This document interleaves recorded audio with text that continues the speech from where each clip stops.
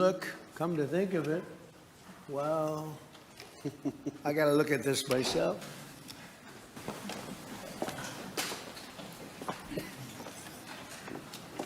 Wow. What a view.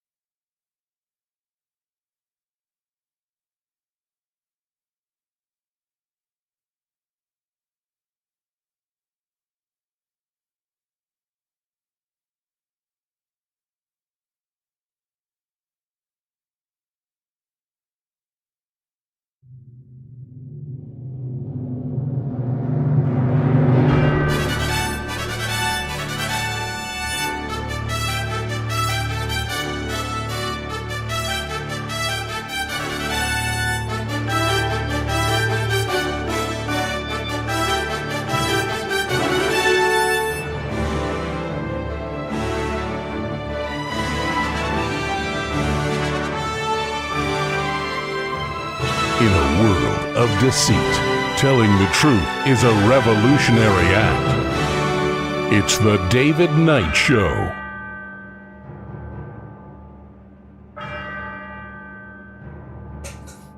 As the clock strikes 13, it's Thursday, the 29th of April, year of our Lord 2026. Well, it's been a busy 24 hours because Trump is out there spinning his webs of deceit and intimidation. We have a lawfare slap prosecution again against James Comey. And I'm no fan of James Comey, not at all. But when you look at what Trump is doing, and we're going to take a look at that, it truly is amazing. And it is very much like what was done to Trump. And of course, it doesn't just stop there. We have his narcissism on display. He's putting his face on coins, on passports, on park passes, national park passes. And by the way, he wants you to get his permission to speak. Weaponizing government again against Jimmy Kimmel again. Maybe he needs to look up the Streisand effect. Or maybe we need to just rename it the Jimmy Kimmel effect. Or maybe the Donald Trump effect. And is reckoning about to happen for the pandemic fraud? We'll take a look at another indictment. We'll be right back.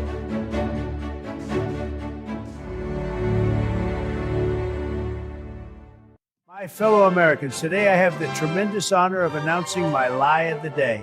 This lie is the biggest and most beautiful lie you've ever heard. Believe me. Former FBI Director James Comey has now been indicted for 2 felony counts. Threats to harm or hurt or even kill individuals, whether they hold public office or civilians in our country, are met with the same measure of investigative prowess and tools and personnel in partnership with the Department of Justice as anyone else. As the U.S. Attorney indicated, James Comey will be afforded every matter of due process under the United States Constitution. We have the best lies. Nobody lies better than me. Tremendous. Yeah, well, you know, Comey goes to the beach and he sees seashells by the seashore. Say that 5 times fast. And he arranges these seashells and takes a picture of them, puts them on Instagram. 8647. Yeah, Trump is looking at this. Trump can't take a joke. You know, when I criticize him for putting out a tweet shaking hands with this with King Charles, they're all about each other now. It's like, why is that not a red flag to the conservatives? They always had a problem with King Charles, and rightfully so, on so many different issues. And yet now they're all good buddies and total crickets about that. And they don't care about the fact that Trump keeps pushing himself out there as a king. You know, we can go back and we look at the founding fathers. We look at every one of the past presidents pretty much. Maybe not the last 2 or 3, but every one of the other ones. They would be horrified and insulted if you called them a king. He loves this. And yet, when you criticize him for it, you get criticized by the Kool-Aid crowd of the MAGA people. And that's what they are at this point. They're just a Kool-Aid crowd. And you can't take a joke. He's trolling people. It's like, grow up. Don't you see what he's doing? And so what you have right here with this, by the way, there's been no indictment of any Epstein elites, but there's been multiple indictments of Trump's enemies, not his friends, because his friends are the Epstein elite. And so the charges against Comey are unbelievably flimsy. And this is what really is called a slap lawsuit when it's done on a civil basis. And we got 30 states that have laws against slap lawsuits. It's like strategic lawsuit against public participation, I think is what it stands for, SLAPP. It's meant to intimidate, to punish people, to cause them to spend time and money defending themselves in court. This is the kind of stuff that was done to Trump. And he's forgotten about the fact that that's one of the things that made him so popular. I pointed it out. He had people like James Carville on the Democrat side said, they're going to make a hero out of him. Trump is going to make a hero out of James Comey, and James Comey does not deserve to be a hero. Not at all. But he's going to make him a hero because everybody sees the injustice. Just as everybody saw the injustice when it was done against Trump. And I said, as Trump was taking office, if you remember, I said, well, he needs to take the high ground. He needs to come back and say, you know what they did to me? We need to fix that so that doesn't ever happen to me or to anybody else again.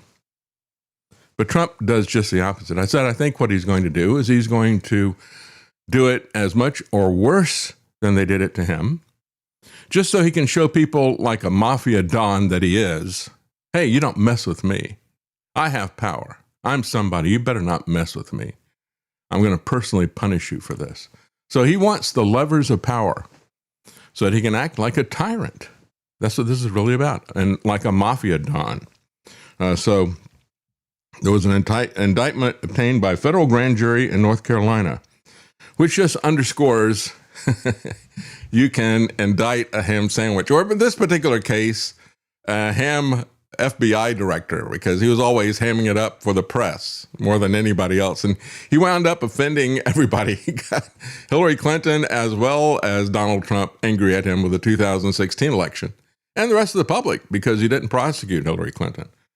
And so this just goes more to prove the WWE kayfabe angle.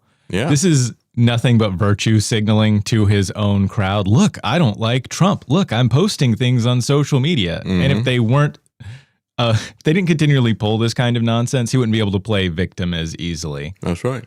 But Trump is playing into his hands, right? Yeah, and really what we need to do, but you see it with the FISA stuff as well. When FISA was being weaponized against Trump, he said, we got to get rid of this thing. But then he gets in, and instead, he wants the tools of tyranny. So he wants it extended for another 2, maybe now they're saying 3 years, as is. No reforms.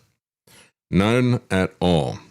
And so this is the second indictment. If you remember, when it was last year that he had put in someone who had been a real estate lawyer for him as a prosecutor.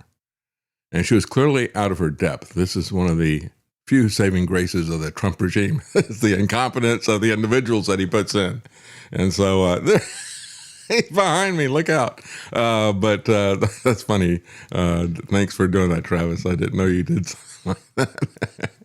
Kept that in as a surprise. So he put somebody in who's a real estate lawyer. She doesn't know anything about being a trial lawyer, let alone a prosecutor. She does the indictment all on her own because the statute of limitations is about to expire on the crime that they want to indict him on, which is interesting because what they came after him for was for lying to Congress. Do you remember James Clapper? Do you remember when he goes to the Senate and he is asked, are you spying on Americans without a search warrant? Well, Senator, not intentionally. Well, it turns out we found out right away within a month or two with the Snowden leaks that, yes, that was their policy. And they were doing it all the time. And they were doing it very intentionally. So he committed perjury. And I talked about this over and over again. And that was in 2013. Statute of limitations ran out in 5 years.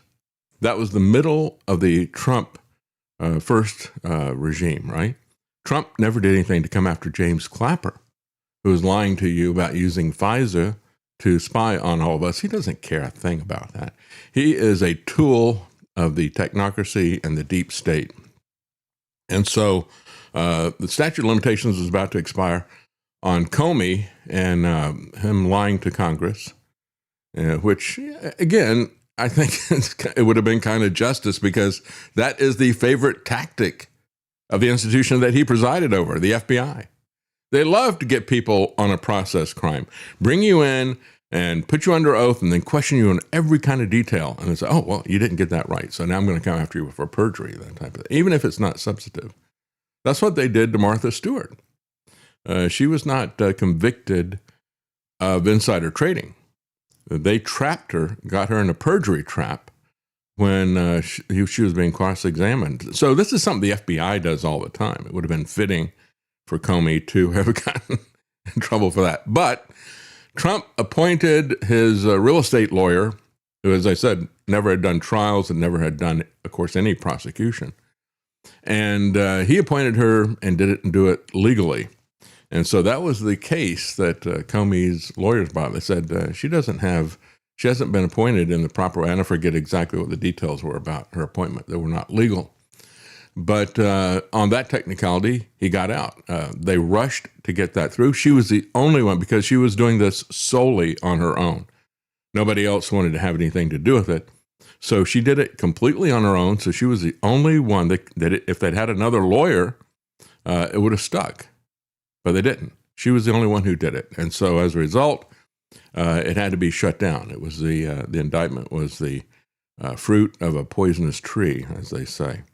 So then in the wake of that, Trump posted this message, which was supposed to be a private message, evidently, to Pam Bondi, but it went out on social media by mistake. Pam, I have reviewed over 30 statements and posts saying that essentially same old story last time, all talk, no action. Nothing is being done. So what about Comey and Adam Shifty Schiff and Letitia James? All guilty as hell, but nothing is going to be done. We almost put in a Democrat-supported U.S. attorney in Virginia, and on and on and on. So he's complaining about that. He's got a list of enemies, and I want you to find something on them. Who have you heard that before? Was that Stalin who said, bring me the man, I'll find the crime? But it is the hallmark of totalitarianism. And that's exactly what Trump is. So he said, they impeached me twice, they indicted me 5 times over nothing. Justice has to be served now. I want revenge now, right? And so now he has become what he complained about. He's indicting people multiple times over nothing. Folks, something has to be done about it. You know what has to be done about it? We have to 86 this Trump regime that feels like it can act as an autocrat, and all the little sycophants around him who lie and cheat and steal for him. That needs to be 86th. We need to get back to the Constitution. So Bondi was subsequently fired, and he got in another one of his personal lawyers, Todd Blanche, who apparently is now performing for his boss. And he's doing special tricks. Stand up, beg, roll over. So what is this about 86 anyway?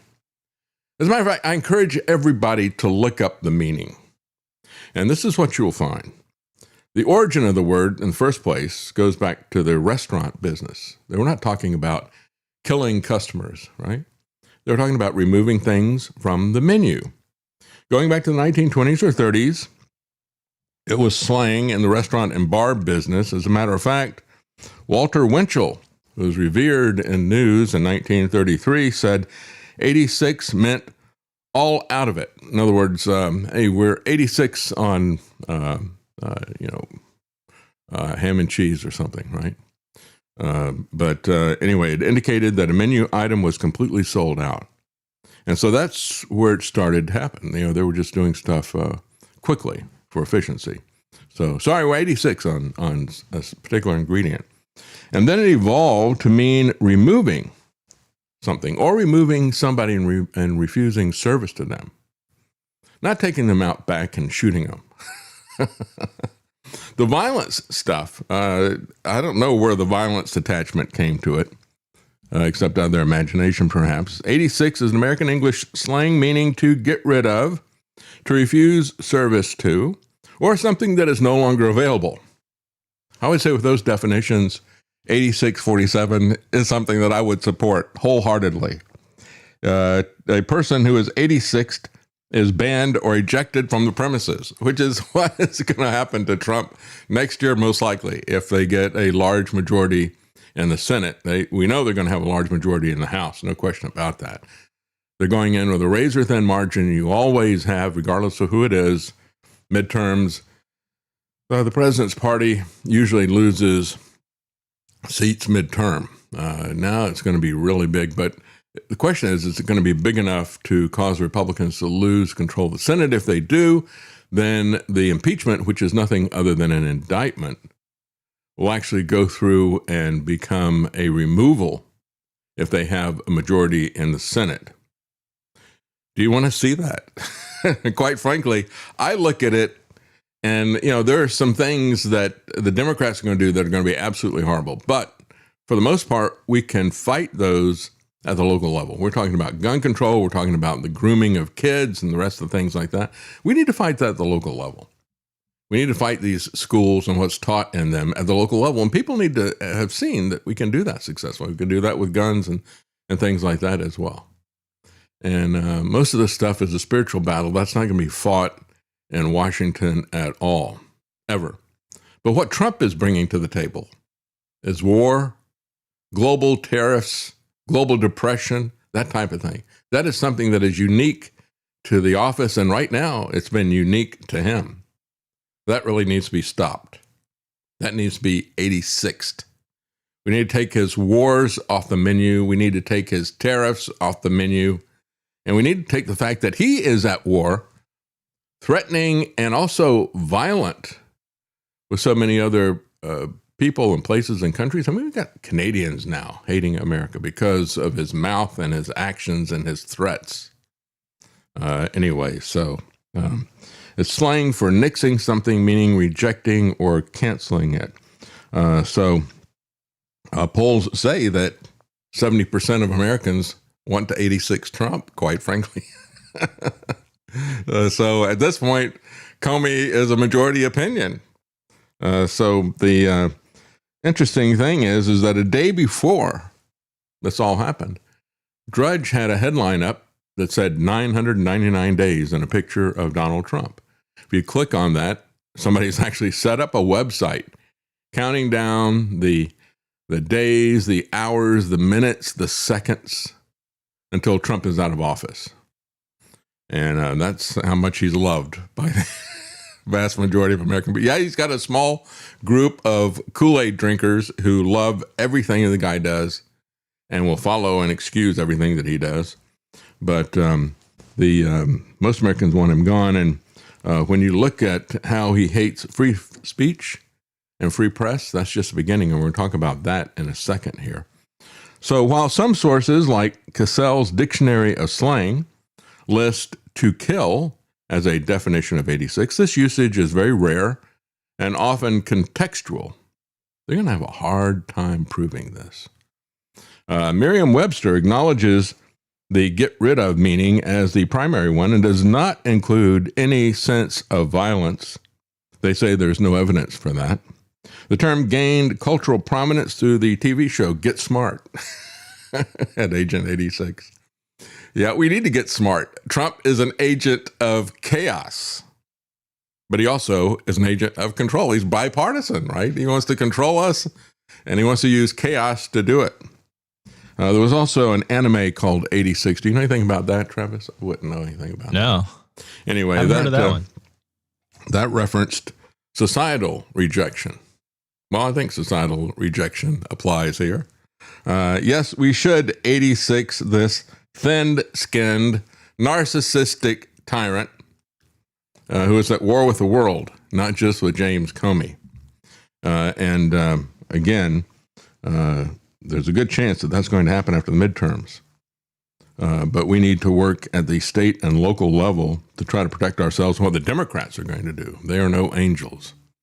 So again, they indicted him a second time. And the indictment says that he knowingly and willfully made a threat to take the life of and to inflict bodily harm upon the President of the United States. Do you get that out of that Instagram post of seashells? This is so extremely absurd. And of course, when you look at Kash Patel doing this, his eyes wide open, does he realize that he's putting his own head in the noose? Yeah, it's pathetic. And just a bunch of yes men and sycophants who want to please their boss no matter how they look to the rest of the country. That's really what's going on here. And of course, we got Zionists who are doubling down on this stuff as well. We have the Zionist Organization of America, I think is what's called ZOA or something. This guy has been on multiple programs talking about how everybody needs to be shut down. If you criticize Israel, and they got a new cause now for censorship because the Zionists are always about censorship. So now the ZOA, they call themselves ZOG, actually, but and Mark Levin are out there saying, you need to be shut down, you need to be canceled, and all this other kind of stuff, right?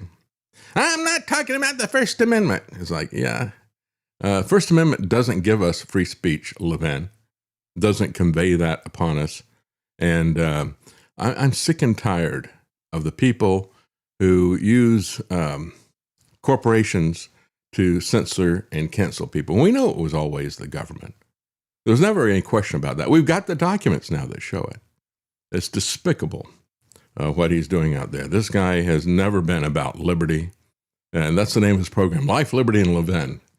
And as I said, one of these things is not like the others, right? Levin is not like life or liberty. He wants wars. He wants to take away your free speech for starters and everything else.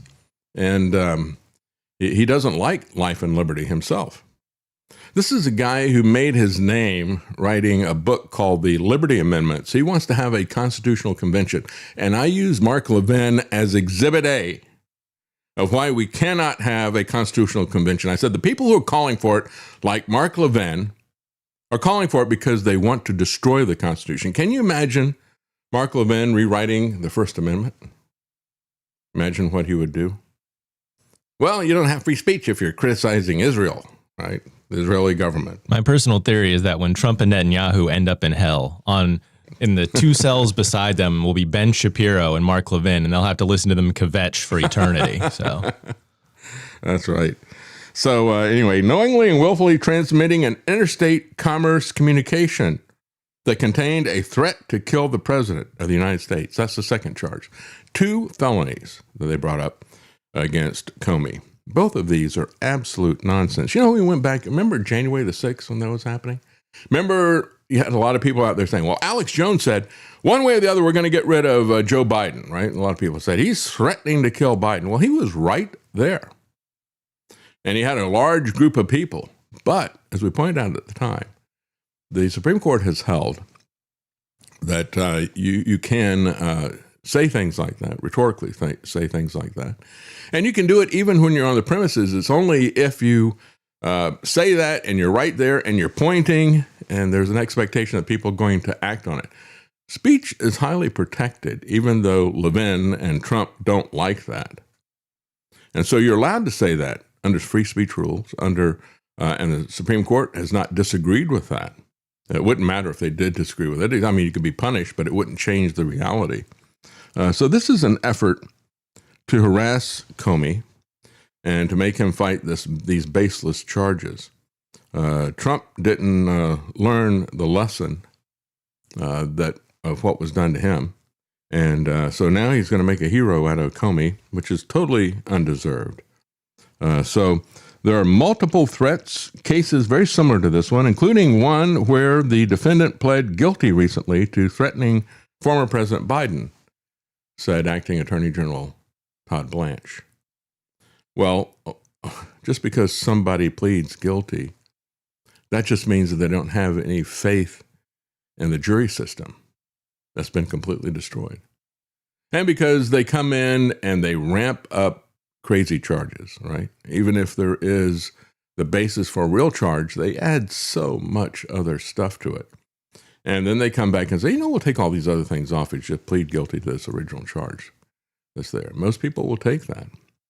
And so I think it's interesting to see how the New York Post and many other press organizations, when they talk about this, they will put it in the context of, President Trump was just threatened for the third time. He nearly got killed again, It's like that doesn't have anything to do with it. That had nothing to do with the context of what happened a year ago. And by the way, it doesn't have anything to do with his vendetta against Jimmy Kimmel either. That joke that Jimmy Kimmel made about Melania having the glow of an expectant widow, it had nothing to do with a threat on his life.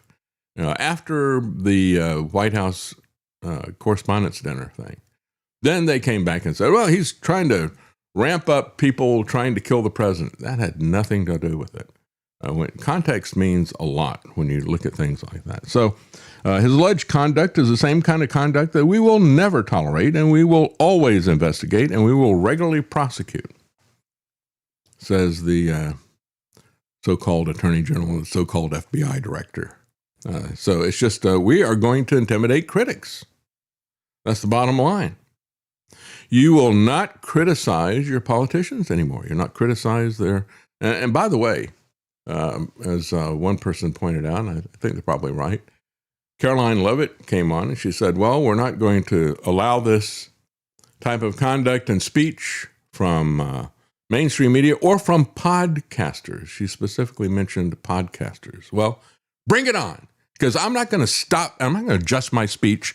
I'm going to come after people like you. I'm going to come after the people you support at Pfizer and these other places. You bunch of murdering criminals is all you are, thieves and criminals. Comey issued a defiant statement.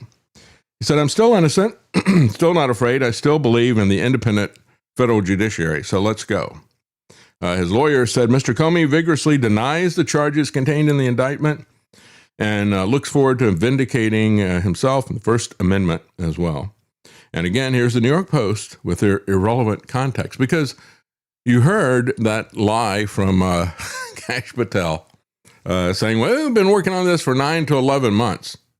So how does what happened on, what was it, Sunday or something, or Saturday? How does that factor into this? They said they've been working on it for 9 to 11 months. New York Post says, Trump survived a third assassination attempt. The 2 earlier attempts were made by would-be assassins and blah, blah, blah, So that is absolutely irrelevant, has nothing to do with this at all. So the earlier case, again, was brought on by Ted Cruz. Ted Cruz can't be bothered with coming after the Epstein elites. He can't be bothered with the rest of the stuff. But he was the point man to come after Comey and to say, when you appeared before this group earlier, you said this and this and this, and we've now found that that is not true. And so he was really, when you talk about lying under oath, it is the FBI lies so much. Not always under oath, but they lie so much, I refer to them usually as FIB. So they're either lying as the FIB or they are the FBI, which is feds blocking an investigation, like they blocked the investigation of the Epstein elite. They really don't care about lying under oath unless they want to get you, right? And so the question is, why didn't Ted Cruz do this to Clapper? He comes in and he says, well, when I talked to you before, you were asked, have you ever authorized someone else to the FBI to be an anonymous source in a news report about the Trump investigation or the Clinton administration? You responded again under oath, no. And so the issue is that if he was leaking or having other people leak information out of the Trump administration or some of these investigations, that I don't even know if that's a crime or not. But they don't care. It's just, what size shoe do you wear? Well, you said an 8. It's an 8.5. Okay, you're going to jail. So he didn't do that, by the way. Ted Cruz did not do that to James Clapper because Ted Cruz doesn't care about your privacy. Ted Cruz doesn't care about the Constitution. He's fine with FISA. He's fine with Section 702. He doesn't care about any of that stuff. He simply wants to please Trump. That's it. And he betrayed Americans. He betrayed the constitutions. He is just doing political posturing when he does this kind of stuff. So Comey removed that post, the 8647, the same day. He wrote on social media, he assumed that the shells represented a political message, but he said he didn't realize some folks associate those numbers with violence. It doesn't matter whether they are in reality. I mean, who was it that associated it with it? Well, the first person who associated it with it was Kristi Noem, Kristi the Clown. And you know what she did? Remember what she did about the ICE murders in Minnesota? You know, the very first one, Renee Good, she said, well, these agents were stuck in the snow with their car, and then they were attacked by these other people. And everybody had seen the video, except for Kristi Noem and Donald Trump. And they just created their own imagination, their own version of reality, not thinking about or caring about the fact that everybody else had seen the videos and knew immediately when Kristi the Clown and Trump were lying. So again, she lied about James Comey in the same way, trying to make him into a terrorist, right? And so, you know, regardless of, Comey and all the rest of this stuff, he's not threatening the president in that tweet. Said, it never occurred to me, but I oppose violence of any kind, so I took the post down, he wrote at the time. And she went, terrorist. And so, again, Marianne Franks, a George Washington University law professor, said, Comey's social media post is a very ambiguous statement at best. Good luck proving this. You may be able to get an indictment. That doesn't mean anything. Additionally, prosecutors would face an intent requirement. On the Supreme Court precedent, they would have to show that Comey was aware that his message could make the recipient fearful and that he callously disregarded the risk that it would be perceived that way. And, you know, the reality is that it is Trump who is the one who is threatening. It is Trump who is the one who is attacking. It's Trump who's doing that through lawfare, through so many different ways. And so, again, as I said before, this is exactly what SLAPP lawsuits are about. Strategic lawsuit against public participation. This is defined, and as I said, 30 states have got laws against this type of lawfare. A SLAPP case is something that is meant, a lawsuit is something that is meant to intimidate, to silence, or to burden critics, rather than something that has any legal merit. That's exactly what this is. This has absolutely no legal merit. It is simply about intimidation, silencing, and burdening other people with lawfare. The goal is to exhaust the critic financially as well as with their time, forcing them to abandon their criticism. And so, again, nobody in their right mind would think that this was a death threat from Comey, except there isn't anybody in their right mind in the Trump administration. Trump is absolutely crazy, and the people around him are crazy about him, and they're willing to do anything to humiliate themselves publicly, to destroy the Constitution and the rule of law, to appease this petty thief and dictator, Donald Trump. He's corrupt and crazy, just like corrupt and crazy Kristi, who was lying about what happened in Minnesota as well. Then that brings us to Jimmy Kimmel, the Streisand effect, or we should say the Trump effect. He wants to come after ABC's broadcast licenses again. He wants to weaponize the government. And we talked about this when he did it before, and he's done this many times. Look at all the lawsuits. He's put out $10 billion lawsuit against the Wall Street Journal when they accurately reported the birthday card that he created for Jeffrey Epstein. He came after the BBC because he didn't like the way they edited something, I think was the basis of that. $10 billion for that as well as a $10 billion lawsuit against CBS because he thought that their editing was too favorable to Lala Harris.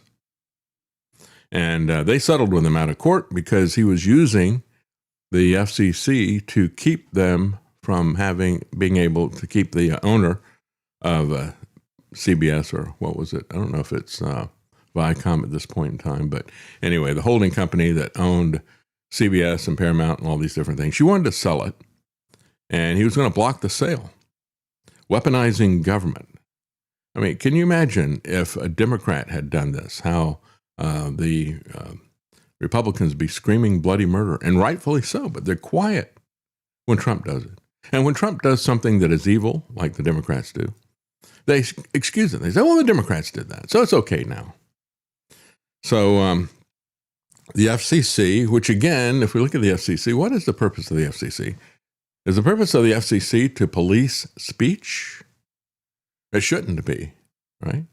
But of course, Obama wanted to do that. Remember the conservative outrage, and rightfully so, when Obama had the FCC contacting people at newsrooms and saying, tell us how you put the news together. We're curious. We'd like to know. It's like, get out of here. You got no right to ask us a question like that. And conservatives were very angry about that, and should be. But what Trump is going to do is use the FCC to censor his critics. He's going to find ways to punish them. And again, the FCC shouldn't have this kind of power. The FCC doesn't even need to exist. At one point in time, they needed to auction off the airwaves. Fine, you don't need a perpetual bureaucracy to do something like that. It's just a one-time thing, and then it becomes, I own this frequency spectrum, and I can sell that as property to somebody else, right? And if you have somebody who is broadcasting under, higher power, and their sidebands are interfering with your frequency or something like that, that's a court case, right? It's a trespass. So you can settle that in court. You can show that, you can prove that, and you can get that taken care of in court. You don't need the FCC. But both Obama and Trump have pushed the FCC to start to police speech. So the FCC is reportedly preparing a review of Disney's broadcast licenses a day after the late-night comic Jimmy Kimmel refused to apologize for a remark that the First Lady, Melania Trump, had the glow of an expectant widow. It's so incredibly lame that the president is sitting around. I demand an apology from this comedian. Yeah, that's why I call You're him supposed to be dealing with world leaders. Yeah. We're supposed to trust you to negotiate policy. We're supposed to trust you to negotiate wars when you're sitting around worried about what Jimmy Kimmel is saying. Grow up. And look at the way that he talks to other people, right? We've never seen a president or anybody in public life with the kind of tongue that Donald Trump has. As someone who's been on, my generation kind of grew up on the internet, I've had so many people say so many worse things to me, orders of magnitude. And I'll be honest, I've said terrible things, worse things than this to other people on the internet as well. It's the internet. People say things. Deal with it. That's right. If you can't handle the heat, get out of the kitchen. It's as simple as that. Yeah. And as a matter of fact, this guy, what's his name? Adam Carolla or something. He's a comedian. But he was the one who just yesterday was featuring and all this stuff about, we need to change the name of ICE to NICE. And he's joking about that. He knows both Jimmy Kimmel and Donald Trump. And he came out and he said, look, here's the reality of this. He said, this is the kind of joke that if you were doing a roast, and that was the context of Jimmy Kimmel's joke. He was like setting up a roast at the White House Correspondents' Dinner. And so if you're doing a roast and you got an old rich guy, especially one who's a bit of a jerk, and he's got a young attractive wife, everybody would make that kind of a joke. That's what that's really about. And he said the only reason that this is coming up is because he said, if I were to make a joke about my assistant here and say, she should die in a car accident or something like that, and then she dies in a car accident a couple of days after that, then everybody would be upset with me. If that didn't happen, then, they wouldn't have anything to say about it. Because this is coming up, and they're making a big issue out of this because of the White House Correspondents' Dinner. But it's absolute nonsense, and it's criminal. The way Trump is using his power in government is absolutely criminal.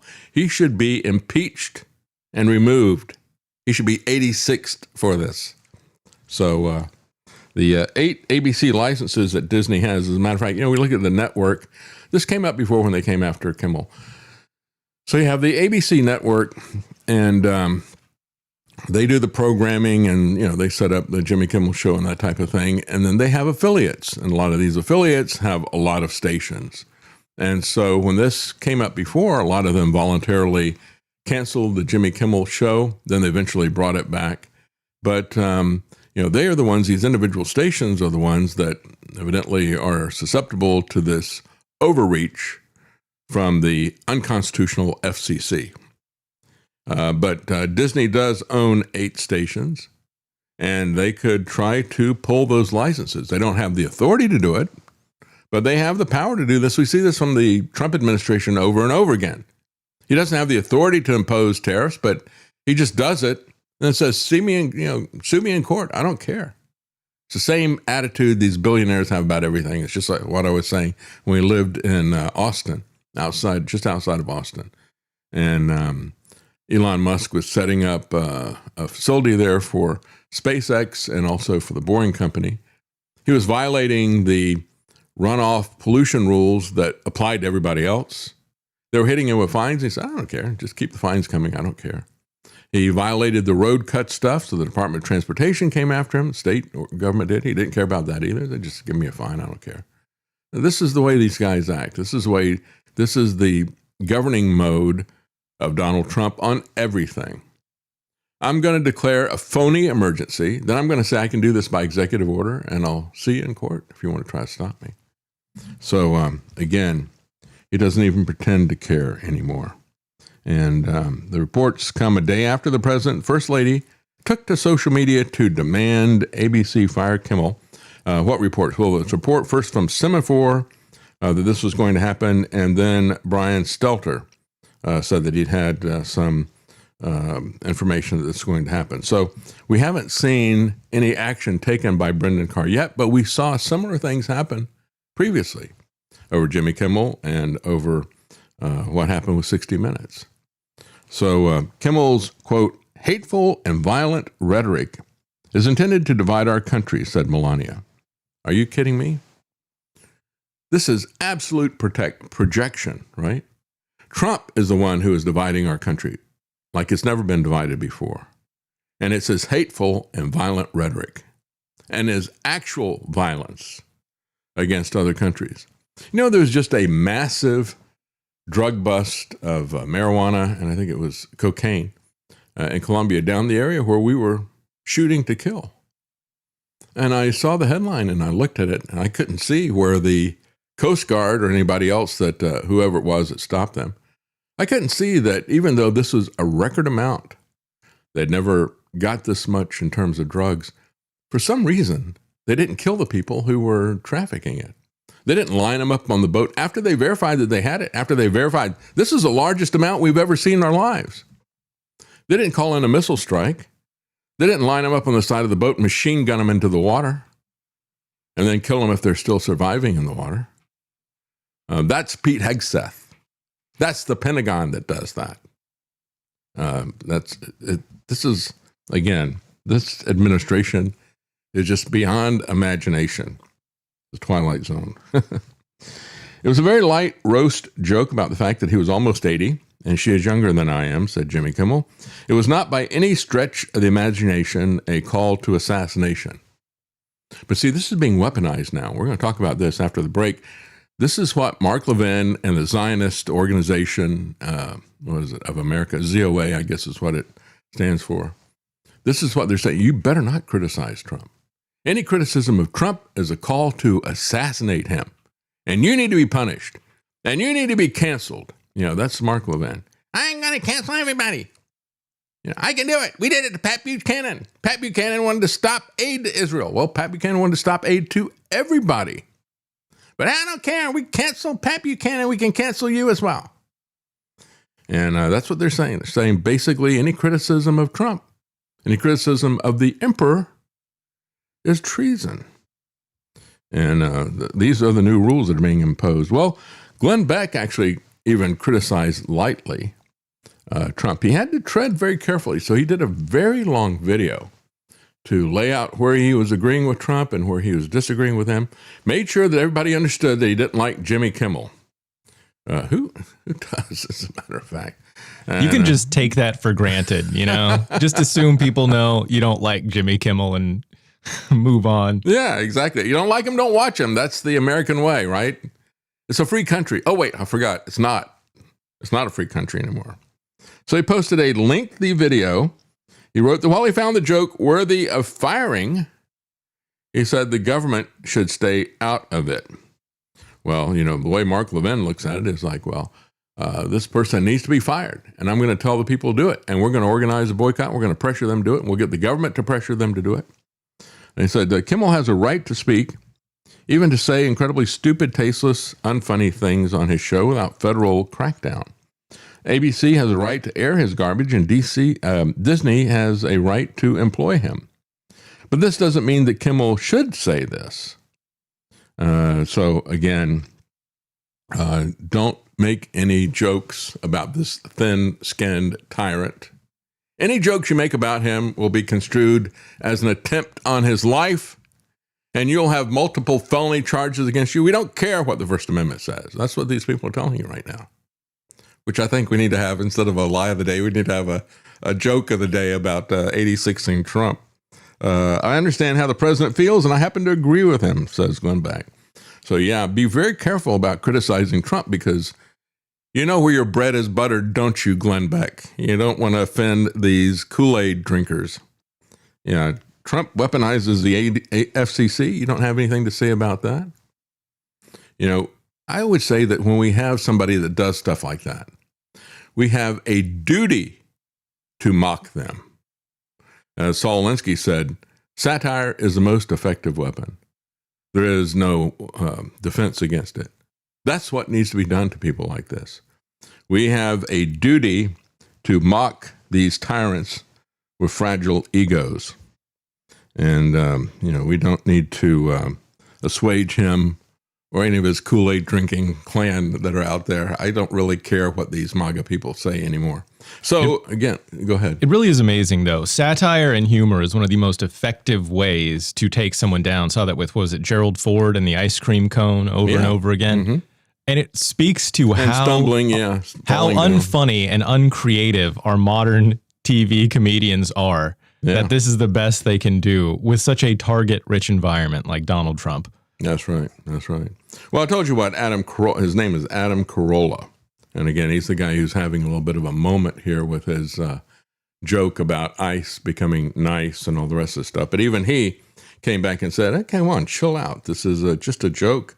Anybody would say this. And he even pointed out, he said, hey, if I was at a roast, he said, you would say this about any a young, attractive woman and a wealthier, older guy. He said, you can make the same joke about Jeff Bezos and Lauren Sanchez, even though their ages are closer together, he said. But again, Bezos probably doesn't like it, but he doesn't have the power of the president to do anything about it. It actually reminds me of when Norm Macdonald hosted for the White House. I forget exactly what the dinner was about, but he made a joke about Alan Greenspan marrying a woman that's a lot younger than him and said she promises to love, honor, cherish, and speak into his good ear. That's good. Yeah, he got into a lot of trouble for talking about O.J. Simpson, didn't he? He did indeed. Anyway, Mises.org put this out before these latest things broke.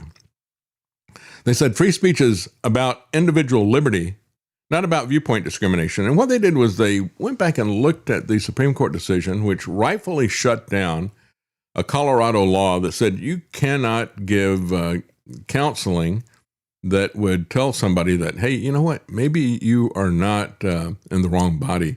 Maybe you're just fine with that, what they call conversion therapy. So you can't talk to them about Christ. You can't talk to them about, God created us male and female. You can't say that kind. Now you can and you really should convince them that they're in the wrong body and go the other way. That's protected in Colorado. And so they rightfully shut that down. But what Mises is saying, they did it for the wrong reason. They did it not because we all have an individual right of free speech. They didn't do it on the basis of individual liberty. They did it on the basis that we got to stop viewpoint discrimination.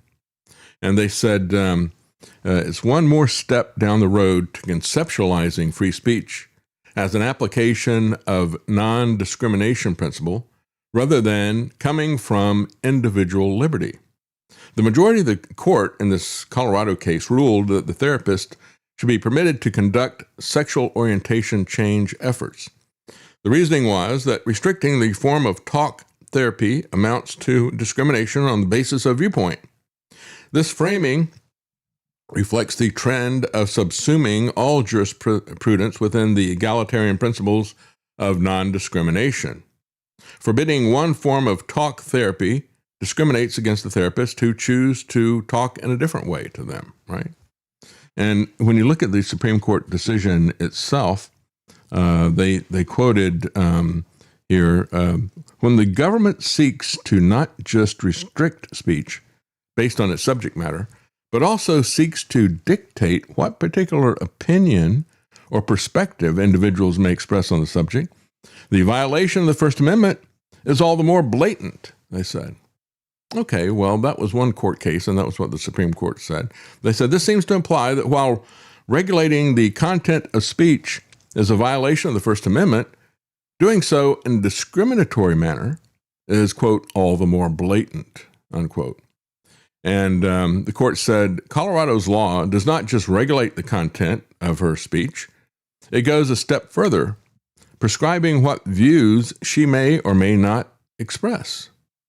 As Mises says, but this reasoning, the notion of discrimination is elevated above the overriding principle that silencing people is wrong, but that viewpoint discrimination is worse.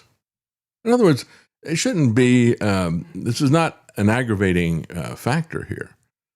This is just flat out a violation of your ability to speak. And of course, the reason they called it conversion therapy is because they intend it to become a censorship of your religious views as well. And so, where are we with all of this stuff? We've got the Senate Republicans talking about how you got Rick Scott, who says, in the wake of this supposed attempt on Trump's life, he said, we can't have the taxpayers pay for the ballroom. We've got $39 trillion worth of debt. Let it be done privately. And, it's interesting because I never referred to the pagan god Baal. I always heard it pronounced that way growing up, but because frequently mentioned in the Bible. But a lot of people pronounce it Baal, B-A-A-L. And so there's a lot of memes that are out there. One saw they had the entrance to this grand ballroom. And he said, now you know why they call it, it's actually the B-A-A-L room, and they had a Baphomet figurine up above the door as you go in. It's very appropriate, actually, for these Epstein elites that are there. But he said, I support the construction. We need this. We got to have a ballroom. I mean, how are we going to protect our presidents if we don't have a ballroom? How did we get by for 250 years without a ballroom? How did we get by without an underground bunker right there at the White House for our presidents? Why did we not need that? It couldn't be because we've become this despicable empire. Is that the reason? With a tyrant? Is that the reason why we need to take the next step? These countermeasures on the basis of what these guys are doing out there. So Lindsey Graham got into it, and he and Senator Katie Britt and Eric Schmidt, another Republican, he's a Republican from Missouri, would offer that the cost of the project with national park user fees and custom fees. So there we go. You and I, instead of being able to go to the national parks freely, we have to be charged. But now we have to be charged more. The land that is out here, the so-called public land, we're not allowed to look at that because we got to send them money for a ballroom bunker. How disgusting that is. I've said many times, yeah, go ahead. No, it's just so utterly ridiculous that the government is allowed to charge you to go look at the grandeur of nature that God put out there. That's right. It blows my mind. I might be okay with charging foreigners. Oh, you're visiting America? You want to see its sights? Oh, they really ramped those fees up. They're over $100 now if you're not an American citizen and you come here as a visit. No wonder nobody's coming here anymore. They look at Trump and say, what kind of a country is this? I don't think I feel comfortable going there. Well, you can't afford to come here anyway. But as I've said before, when I would go to the Smoky Mountains and we go through the area there with Cades Cove, and you see the old houses and the places where they worked and their churches and all this kind of stuff, it's just a reminder that I don't know when it was exactly, in the 20s or 30s, they came through and they just stole all that land from the individuals that were living there and created a national park, and it kind of ruins it for me when I go through there. It really makes me angry to see that. And yet here they are saying, well, now you can't even go enjoy the mountains unless you pay for the ballroom bunker that's coming up there. We got to do it for the president because he's so hated by everybody, foreign and domestic. We got to protect him with a bunker. And of course, we will be paying for that in perpetuity because they're going to be ramping up all kinds of military stuff. As Lindsey Graham said, oh, underneath it's going to be a lot of military stuff. There'll be Secret Service, annex, who pay for it by offsetting it with custom fees and park fees and things like that. Private donations can be used, but we're going to use that for buying stuff like fine china, things like that, you know. So that's going to go to the gold and the fine china that's there. But for the bread and butter, you're going to pay for the protection of these despots that are there while they lock down the public land. And of course, for the longest time, one of the things about the Smoky Mountain National Park, it was one of the first ones that was there, and there were already roads running through it. So they said you can't shut down these roads as a major artery of traffic connecting down to North Carolina. And so it was a state law saying you can't charge admission to the park. So they have started charging to park in the park. You can't stop your car unless you get a ticket from them. That's one of the ways that they're getting around it. But it's just a matter of time before they do it. And the Republicans and state government here just rolled over for all that nonsense. But it's one of the reasons why this park here gets probably 3 or 4 times what all the runner-ups do in terms of the number of visitors every year. So when we come back, we're going to talk about Mark Levin. But before we do, we've got a lot of comments. Mm-hmm. And also, someone pointed out in chat that I said target-rich environment when discussing Trump. I want to clarify. I meant about his personality. I don't mean anything physical should be done. This is not about violence. I was simply pointing out he has many character flaws. That's what I meant. I'm not going to qualify any of the metaphors that I use. You know, it's just I'm sick of this, and I'm sick of the conservatives becoming exactly what they always criticized about the left. You know, the snowflake aspect of it. It's so disgusting. We have Nadlander. This was from the very beginning of the show before it actually started. He says, Northeast Ohio police have been using traffic drones. Right. Isn't that wonderful? Right. And Brandon Bennett says, happy birthday to David tomorrow. Well, thank you very much. I appreciate that. And Stealth Patriot, thank you very much for the tip. Very generous. He says, we are not far from the tools Trump is using against his enemies being weaponized against the rest of us. Remote shutdowns of your car because of your social media posts. Yeah, that's right. Yep. Well, they're putting in that ability to shut down your car. That's going to be required as of the next year's model. As basically under the pretense that we don't want you driving drunk. So now we are all drunk until proven sober. I say we need to consider that all the people in Washington are pedophiles until proven innocent. How about that? That would be a good assumption. That'd be a closer assumption. Mark Young 12 says Zionism and political Israel. The term Christian Zionism is an oxymoron if you understand who Jesus is, the Lamb of God who ended the sacrificial system. Who said, my kingdom is not of this world. Yeah, that's right. Inigo Sonita says during the Minnesota ICE protest, Trump said you can't bring a gun to a protest. Meanwhile, Trump admits to arming Iranian protesters with weapons, rifles, etc. Yeah, they bragged about it. So did Israel. And a lot of people said, well, you know, a lot of those, I don't know what the case is there at all. Some people said, well, the executions that are happening there were Mossad agents or people who were working for Mossad. Even as Mossad was bragging about that, it's, oh, no, they're doing it to their own people, whatever. It's not our business. Yep. Guard Goldsmith, and of course you can find him at Liberty Conspiracy at 6 p.m. And he says, by its nature, the Federal Radio Commission under Herbert Hoover started playing favorites at the start by claiming the authority to control radio coverage. The basis of it is unconstitutional. All radio spectrum claims were handled as property rights claims prior to the FRC, and Hoover got lots of support from broadcasters, quote unquote, he favored, which helped him later after he left the FRC to run for president. I'm sure he got a lot of favorable coverage. Yeah, he hoovered up a lot of donations. Hoover, in terms of the vacuum company, Hoover has become a verb in the UK. And because it became a verb, it lost its trademark there. And so people always talking about hoovering up things. He hoovered up his donations, didn't he? And Birdhouse Blue says, Melania's nude modeling photos were more offensive, in my humble opinion. Yeah, well, anyway, that's she's proud of that. We'll be right back.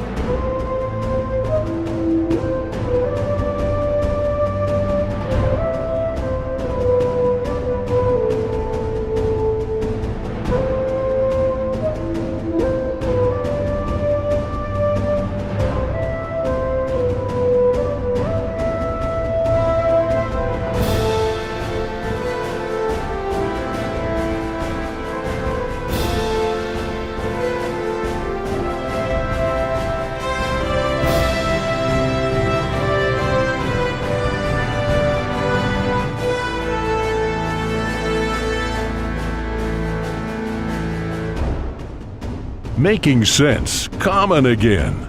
You're listening to The David Knight Show.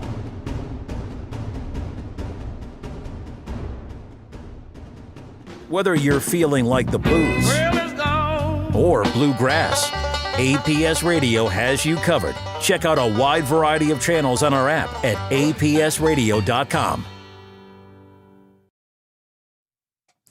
All right, welcome back. And were you telling me? Real quickly, I just want to say thank you to Owen61. It's very generous. And he says, happy birthday, David. You. But birthday's tomorrow, folks. So hold off on the birthday wishes. Thank One you. more day. One more day. I'm so old, we don't want to rush this thing here. Give me one more day so the numbers flip over again. Well, let's take a look at what Mark Levin is pushing here in terms of censorship to benefit Trump. First time things like this have happened, but it really is problematic because so much of it is protected.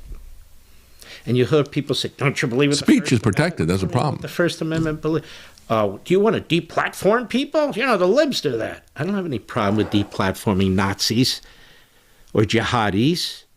I don't have any problem with deplatforming You're the Nazi. them. What does that mean, deplatforming them? A government law? No.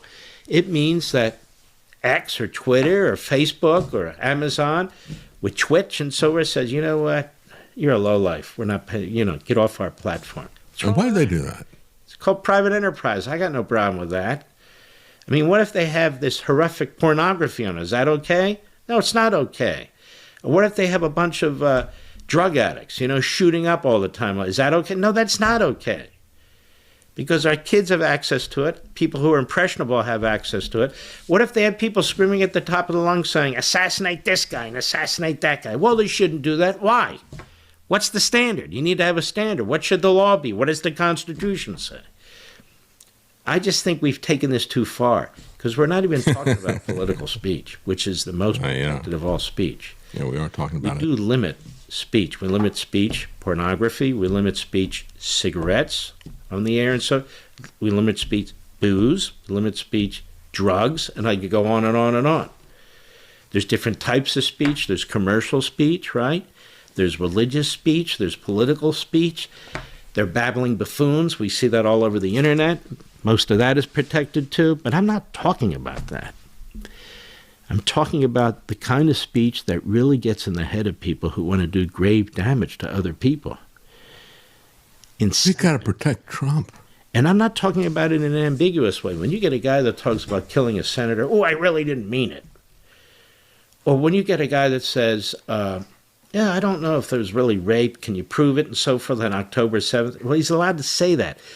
But in the pattern of what this person is saying, what is it that they're trying to do? Have a real discussion? No, he'll say that, but he's not. The overthrow of the country, let me ask you this. Do you think the founders would have put up with this? Yeah, I think they did, actually. They understood what you don't understand. He's out there saying, oh, this isn't the First Amendment. People are saying this. They don't even understand what the First Amendment is about. It's like, let me just say this. The First Amendment does not grant us the privilege of speech. We are not prohibited from speech. And isn't it ironic that Mark Levin uses the example of pornography when so many of his Zionist buddies are the ones who are pushing the pornography everywhere? But he doesn't like the fact that somebody is criticizing Trump, criticizing his government. You do that. He wants you taken off for anti-Semitism. Hey, this is just commercial activity. I know. It was commercial activity when Trump and Pfizer were getting me and others like me taken off of YouTube, taken off of social media left and right, even purged off of PayPal because I was talking about the vaccines. I was talking about the pandemic. And we know what was happening with that. We know why we were purged. We know it was for political purposes. You go back to 2018, the massive purge that happened. Then we had August the 6th. It was most of the people they got purged off of every platform except for Twitter, and they shadow banned me.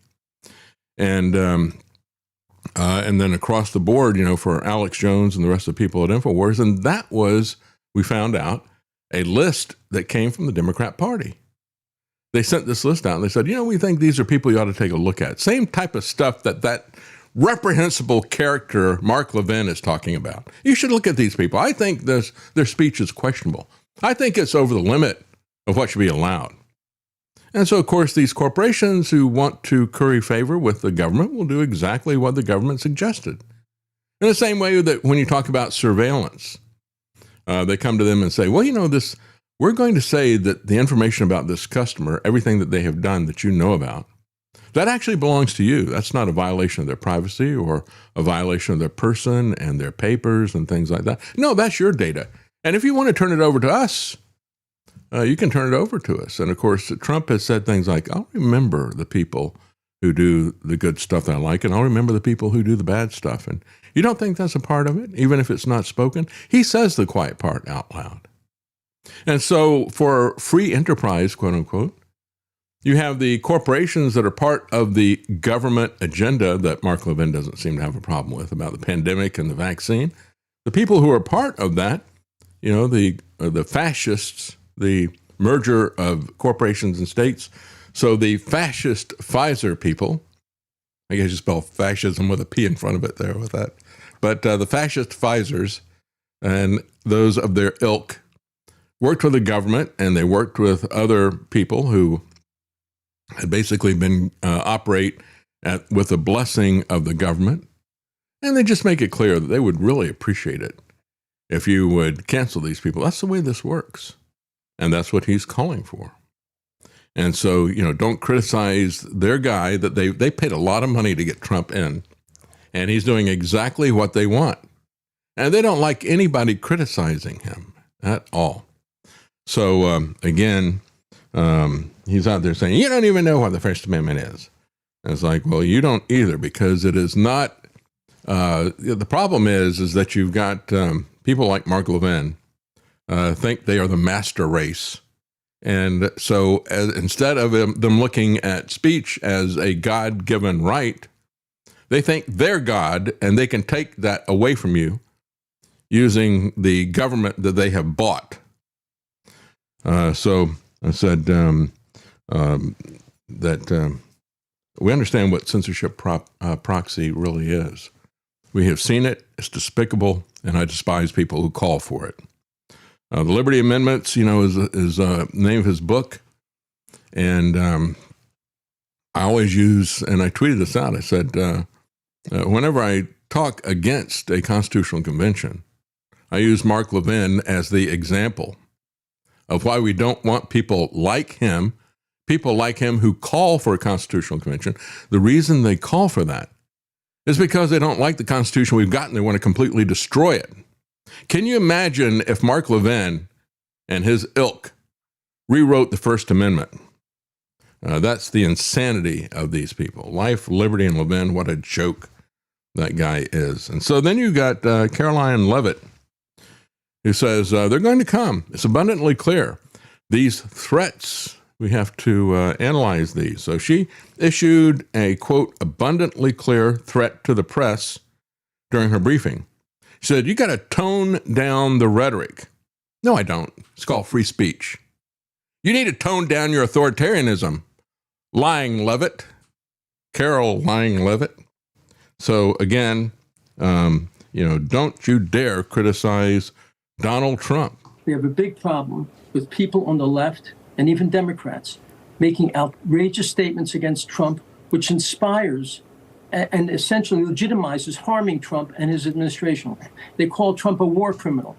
He is. That he's committing genocide in the Middle East. He is. They say this is an unnecessary war. It is. Racist. A racist. It is. They're going to impeach him. And listen to what he should be Jeffries impeached. said.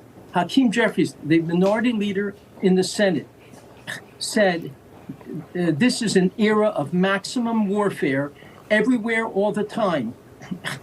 He's promoting this type of vile action. And in New York City, our biggest city, Mamdani has refused to publicly condemn, to globalize the murder of Jews. There are constant protests screaming, globalize the murder of Jews. And when asked repeatedly, he refused to condemn it. So it is the rhetoric and the actions by people on the left, by people who hate Trump, that is inspiring these types of actions. And it has to stop. And we have to condemn anyone who calls for terrorism or murder. Do you know, outside of this Washington... But not the people actually doing the terrorism and murder. Death to tyrants, death to all of them. Mm-hmm. We cannot allow such signs. The First Amendment's one thing, but this is inspiring murder and terrorism. That has to stop. I wonder, the motto of Virginia was Sic Semper Tyrannis. Thus always to tyrants. The founders of this country called for death to tyrants. As a matter of fact, Thomas Jefferson said that the blood of patriots and tyrants is necessary to water the tree of liberty. I'm paraphrasing here. I don't have the exact words, but the quote. And we used to always say in the Libertarian Party 40 years ago, we would say, surefire way to get people to think that you are a terrorist is to quote the founding fathers. So let's just put that out there, number one. Number two, this guy with this Zionist organization saying, don't you dare criticize Israel and its wars or what it's doing, no matter how many kids they kill or shoot at point blank range, no matter how many journalists they kill, don't you ever criticize them, or you're the terrorist. You're the one who is full of hatred. Talk about projection here. Anyway, Leavitt mentioned several groups of people who could be more mindful of the words that they choose, such as television and podcast hosts. And so the podcast host category caught the attention of David Pakman, who is a liberal who is allowed on YouTube. And he said, folks, they're going to come for the podcast. Well, let me tell you, they already have. Travis puts a few things up on YouTube. I said, if you want to do it, do it. I'm not going to bother to play in that space anymore. Frankly, I've had it with them. If they're not going to let me, if they're going to censor me for talking about the murder of millions of people with these vaccines and this phony pandemic, I have no interest in trying to appease people like that. They need to be resisted. Google needs to be 86th. Anyway, he says they're going to come after independent media. Newsflash, pal. That's happened a long, long time ago. That boat already sailed. So he said the criticism of Trump's policies is not going to be seen favorably. It's not going to be seen as protected speech. You just heard that guy there. Don't say that he's a criminal. Don't say that he's violating the Constitution. People might get violent and will say you're the one who incited it. I'm just pointing out what he's doing. And so anyway, it's not going to be seen as protected speech. If you say that you believe the president is bad for the United States, you are now inciting violence. That's what the Zionists was saying. So now what a pathetic special snowflake perspective that is on speech. Yeah. So you violate the Constitution, folks, you have no authority, but you do have a lot of raw power. That's why we call it tyranny. It's not the rule of law, it's tyranny when you violate the Constitution and you do whatever you want. And out of his own mouth, Trump has said that. Well, I might go to Cuba next. That might be the next thing I do. I don't know, A proven war criminal, a proven murderer, and he was a murderer from 2020, and people voted for that murderer in 2024. I just don't get it. I can't understand that. Again, this goes back to the, lesser of two evils. How could Trump be seen as a lesser evil after the pandemic and after the vaccines and after pushing it and bragging and boasting about it? How could the Vax Daddy be seen as a lesser evil compared to anyone? I don't get it. I really don't. And so this guy had more to say about how we've got to shut down free speech. Can you expand on a statement that you recently put out regarding Senator Tim Kaine, Congressman Thomas Massie, Congressman Ro Khanna's resolution opposing President Trump's legal action wanting to remove U.S. forces from striking Iran? This is aiding and abetting and giving comfort to the evil enemy of the Ayatollah and Iran. This is really very dangerous and foolish. It's almost treasonous. Yeah, says the Zionist. This, of course, will not pass, and even if it passed, Trump would veto it. So this is nonsense, and people should be speaking out strongly against them. I'm glad that Senator John Fetterman of the Democratic Party is condemning these people for this nonsensical and dangerous resolution. And I might add, there has never been a war act declaring war that hasn't happened since World War II. All the wars we've had since World War II has not had a war resolution saying... Yeah, what about these other wars? Because the president, under our Constitution, has what about the right where there's a serious danger to go and use military facilities and military people to protect the United States of America. These people have to understand this a little bit better. I'm sorry about Tim Kaine and others. Right, Obama... Yeah, the Zionist Organization of America. That's the guy who's the president of that. Don't you dare say that we need to stop this war that we got into for Israel. Hey, we've never declared war since World War II. As I said before, these are the people of the whataboutism. Yeah, what about, Biden did this, so now Trump can do it. Right? That is moral relativism. It's also legal relativism. Hey, we violated the law and got away with it, or they did, so now we can violate the law and get away with it. Let's not ever think about reestablishing a rule of law. Let's not ever think about reestablishing morality. Let's just keep going down and down and down. That's what this guy is saying. So, how dare you, this dangerous idea that Massie and others said that we should follow the Constitution and have Congress declare war? How about we even take the lesser standard of this War Powers Act, which is added on to say, okay, we're going to forget about the Constitution where the Congress has to declare war. We're going to let the president go to war, but only for 60 days, and then he's got to stop unless the Congress agrees to it. Let's not do that either. Let's forget about the Constitution. Let's forget about the add-on, watered-down law that came on later on. Let's forget about all that stuff because, hey, it's for Israel. How dangerous that you would oppose something like this. I mean, they own Congress, and rightfully so, said Trump, right? How dare these people criticize their boy? I'm disgusted with his stuff, and he has the audacity to imply that we are the ones who are treasonous, when they're the ones who've come in and bought and subverted our government, our Constitution, our First Amendment. That's the Zionists that are doing that. What a reprehensible bunch of criminals they are. So, again, we got a comment here from Radisbro. That's right. Thank you very much for the tip. Very generous. And I just want to tell you, Radisbro, it looks like it came through twice, so you may want to check and make sure that it didn't double charge you. So just in case you didn't mean to do that, might want to take a look. It says Twitch has no problem, and Twitch is a streaming platform in case anyone doesn't know.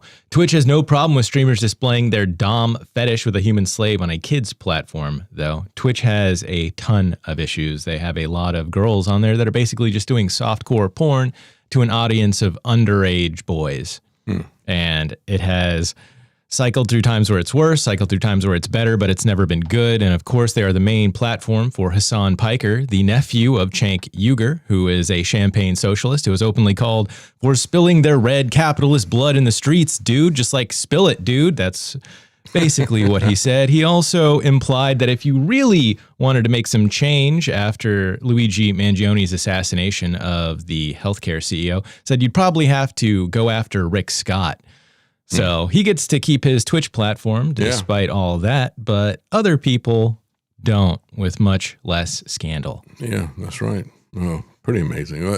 It is a double standard. There's one standard for the Zionists, and there's another standard for the Americans and America. You know, we can't, they're so used to having their double standard and their racist government there that they want to impose that on us here. We're not going to allow that to happen. Hassan Piker is a hardcore anti-Zionist, but he's so far to the other side of the extreme that he works as the antagonizing force. He's also just incredibly stupid, so, he's no threat to anybody, really. Very, very dumb individual. Well, on that note, we're going to take a quick break, and we'll be right back.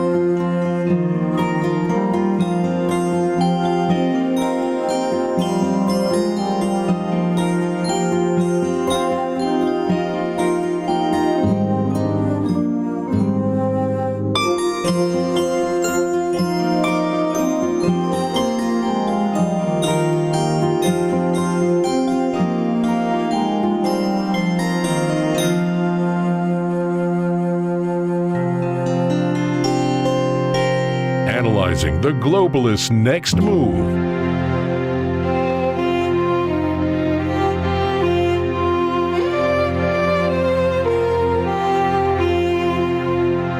And now, The David Knight Show.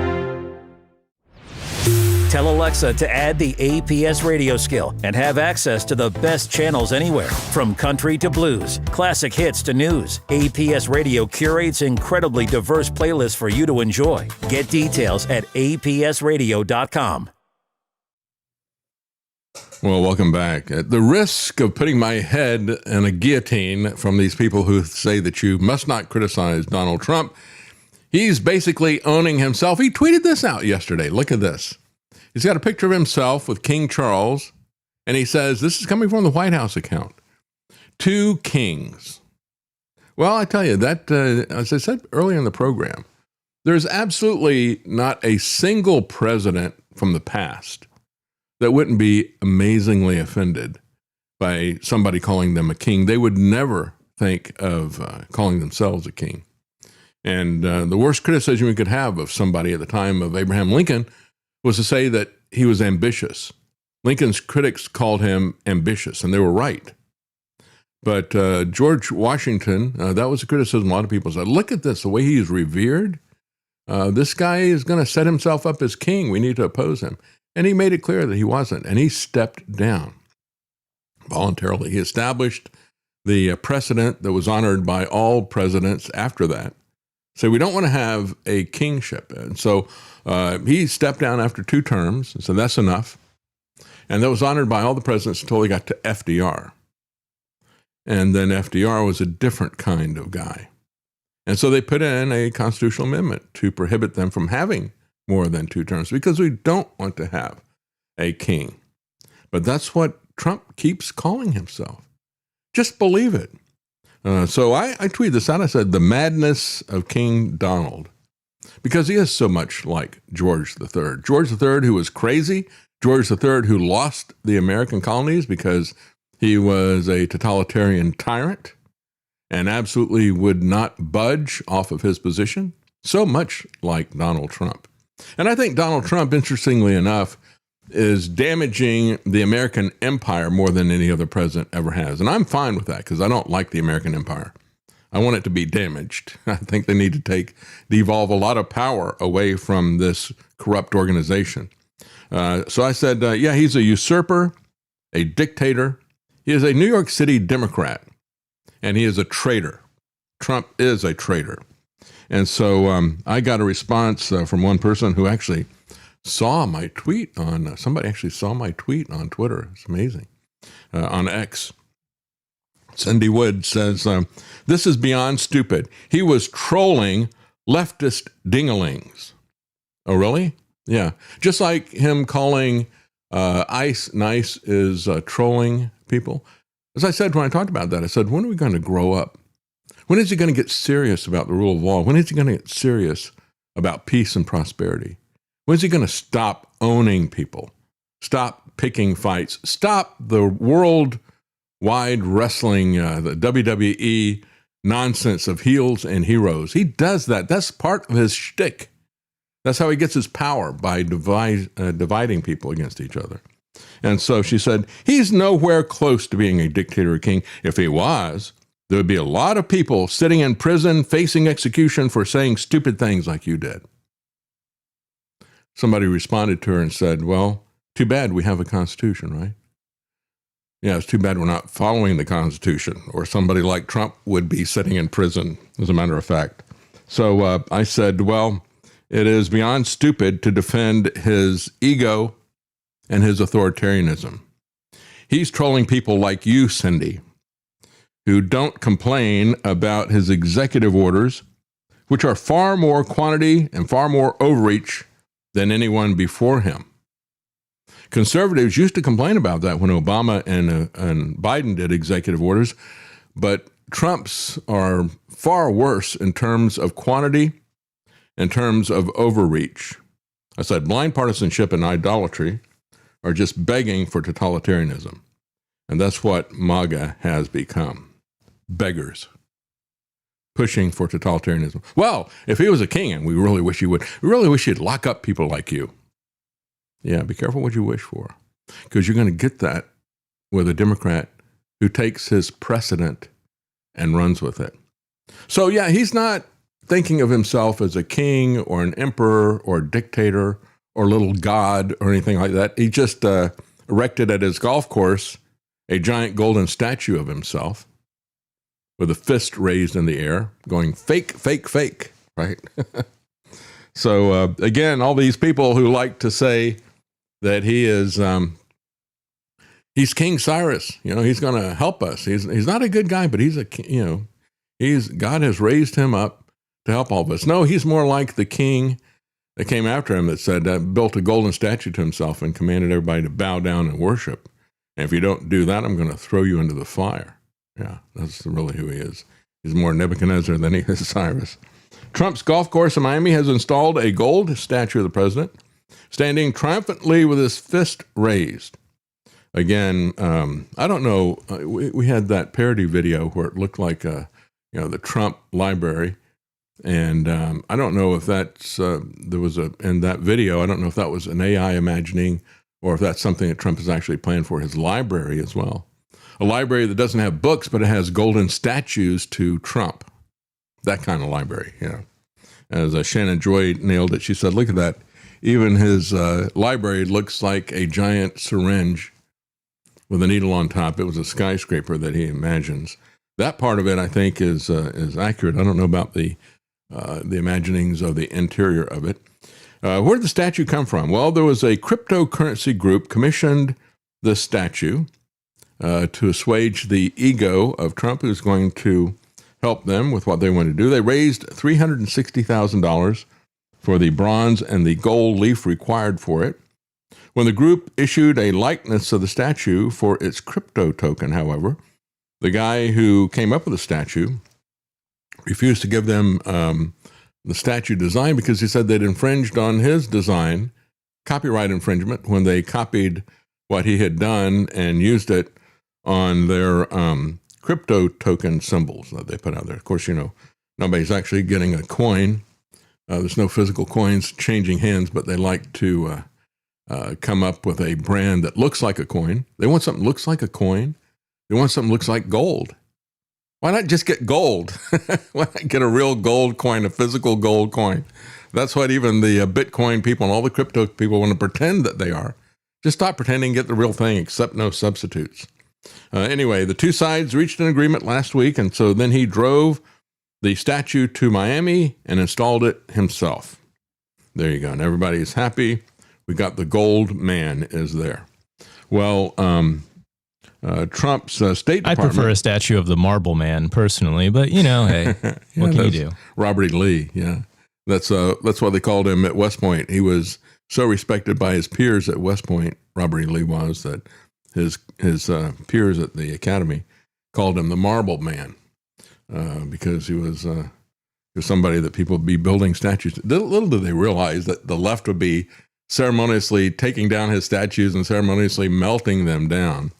Yeah, that's where we are. They build statues to people like Donald Trump, and they tear down statues of people who had character, like Robert E. Lee.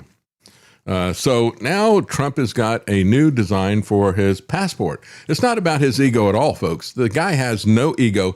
He's there for America first. He hasn't sold us out to Israel. He hasn't made himself into a demigod. And his followers just keep cheering. And I imagine they're going to be scrambling to get this passport. They're only going to make 25,000 of them. You got to go to the Washington office to get it. So start queuing up right now, MAGA. So the passport is going to prominently feature Donald Trump scowling at you. And when I saw that, I thought, boy, if I had to have a passport that had his mug scowling at me, I would have to, and I'm going to be handing this to people in other countries as I'm coming in. I thought I would have to get a sticker or something that would say, no, he thinks he's king, but he's not. And I understand that he's not. I'd have to put that on my passport as a disclaimer because I wouldn't want people to think that I support this guy. There's probably some kind of federal statute about not doing that would get your passport invalidated. Yeah, that's right. Yeah, TSA probably wouldn't like that. Or maybe they would, since they went through this period of time where they didn't collect a paycheck. Maybe they would sympathize with me. Mock-ups show Trump's image surrounded by the text of the Declaration of Independence, a document which he has obviously never read and doesn't support, talking about a long train of abuses from a king. And of course, Trump is essentially the caboose in all this project. He has this long train of abuses. He is the anchor in all this. It all culminates in Trump, doesn't it? Mock-ups show his image scowling at people with the president's signature in gold. There we go. Got to have his signature and got to put it in gold. He's very proud of that signature, except when it appears on the Jeffrey Epstein birthday card in a strategic location. He doesn't like that signature.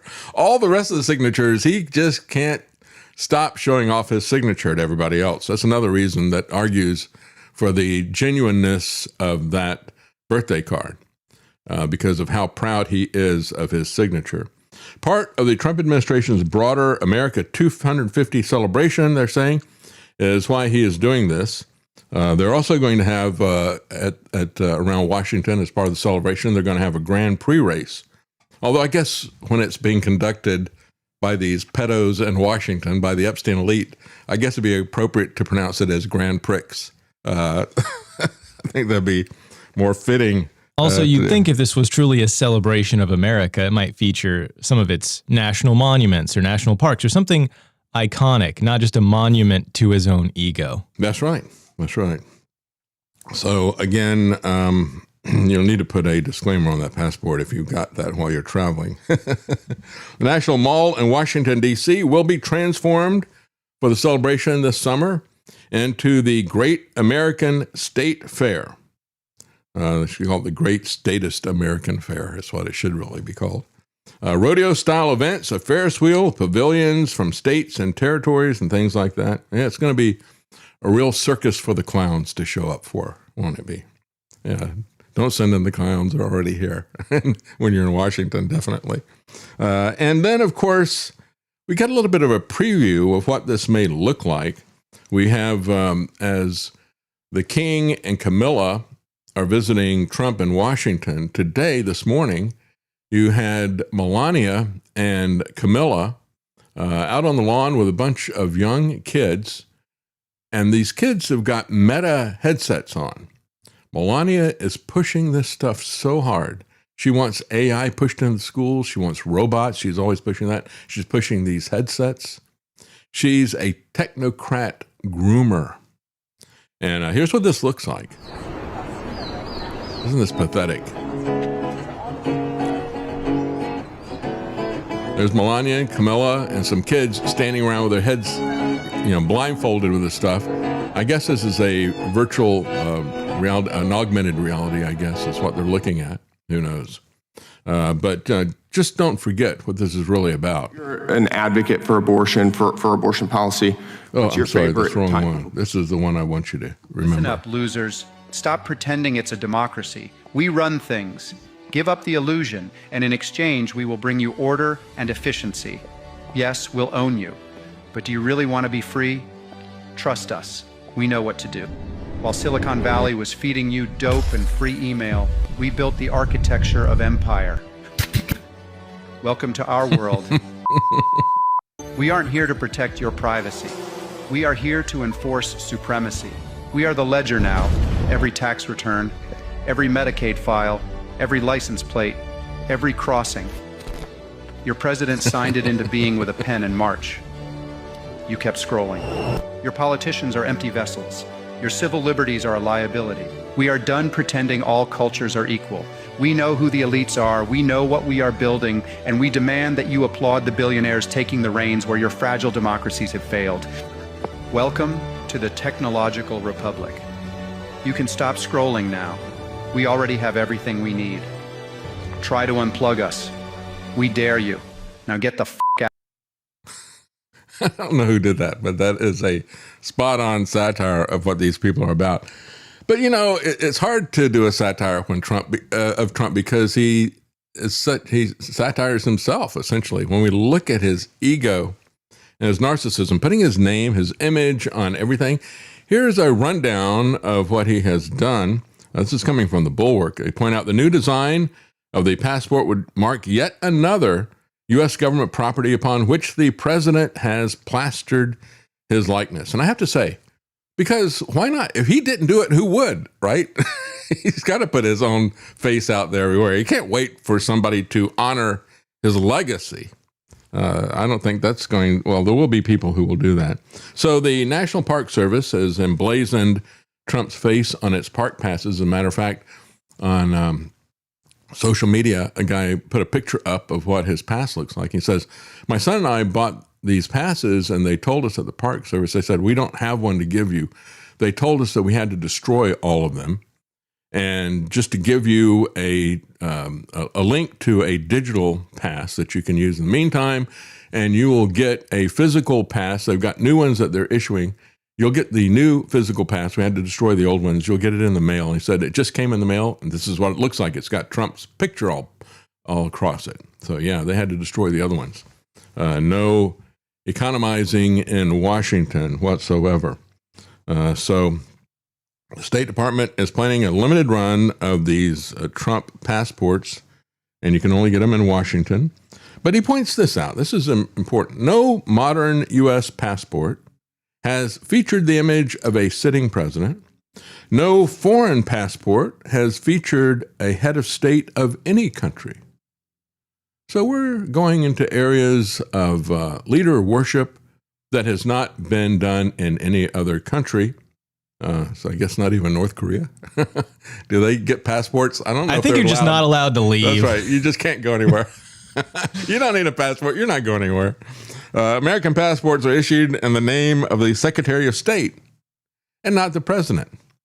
So why would he need to sign it in gold?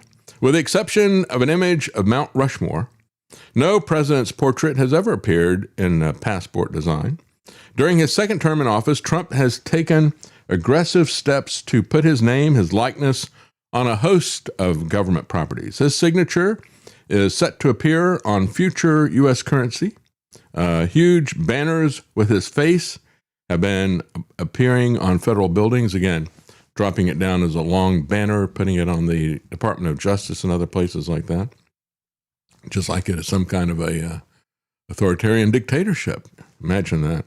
Created a new website for prescription drugs that he named after himself, TrumpRx.gov. And of course, don't forget, 600% off. That was another one of our lies of the day when RFK Jr. was, just humiliated himself by trying to defend the idea that Trump had reduced drug prices by 600%. I always thought I was pretty bad at math, but watching members of the population just absorb this stuff without question. Well, I don't know if he's bad at math or if he's a good liar. I don't know which one of those two are really predominating there. But he's also created a new class of battleships that he's named after himself, the Trump class. His name has been placed on both the U.S. Institute of Peace and on the John F. Kennedy Memorial Center for Performing Arts, which, according to the law that created that, there was never supposed to be anybody else's name put on that, and they were never to change the name. But what he did was he put the Donald J. Trump and he put that up above the John F. Kennedy Memorial Center. So now it says Donald J. Trump and John F. Kennedy Memorial Center. So again, he's already building memorials to himself, but we're not supposed to talk about his imminent demise. 999 days and counting down. Actually, it's 998 now. Anyway, Trump also introduced the Trump Gold Card and the Trump Platinum Card. The Gold Card you can get if you give $1 million. You can get what used to be a green card, but you can get it in gold if you give them $1 million. If you give them $5 million, you can get it in platinum. And so Lutnick, the Commerce Secretary, revealed last week that only one person so far has been stupid and rich enough to buy one of those cards. Not sure which one, whether it was the $1 million level or the $5 million level. And then, of course, there's a new type of custodial IRA account for children that he has named after himself, the Trump account. Nobody else has done anything like this. I mean, you go back and look at Obamacare, for example. That was not the name of it. Obama called it the Affordable Care Act. That was how he was going to sell it. And of course, it's not affordable and it's not care. It's kind of like the stable coins, right? But Obamacare was the name that was given it by critics who were mocking it. And when you look at Obama phone, remember that? Obama phone, I got my Obama phone. They had the Obama phone lady that... Met her in person, actually. That's right. Yeah, it was really... Anyway, what a scammer. Yeah, the Obama phone was another one of these things. It was a name that was given to it by people who were mocking it. But Trump is actually out there naming stuff after himself, putting his scowling face on all these different places. What a dictator this guy is. The planned $1 coin would be the first time in U.S. history that the face of a sitting president has appeared solo on a coin.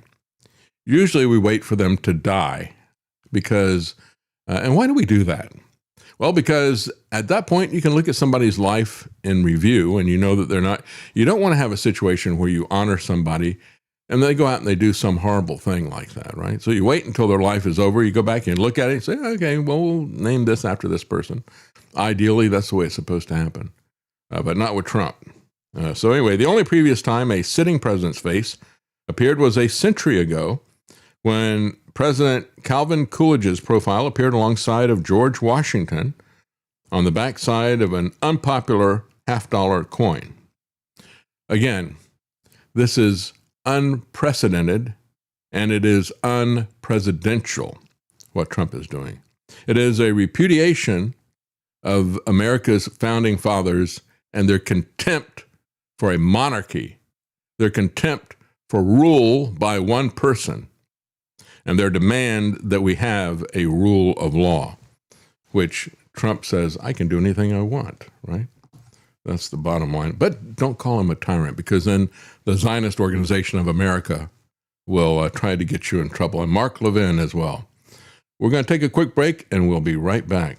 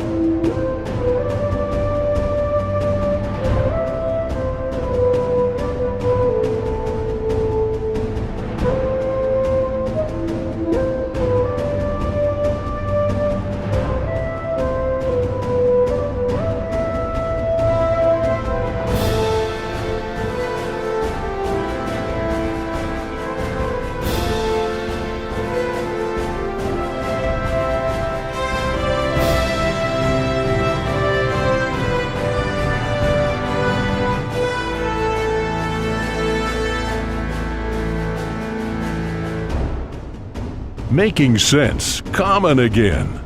You're listening to The David Knight Show.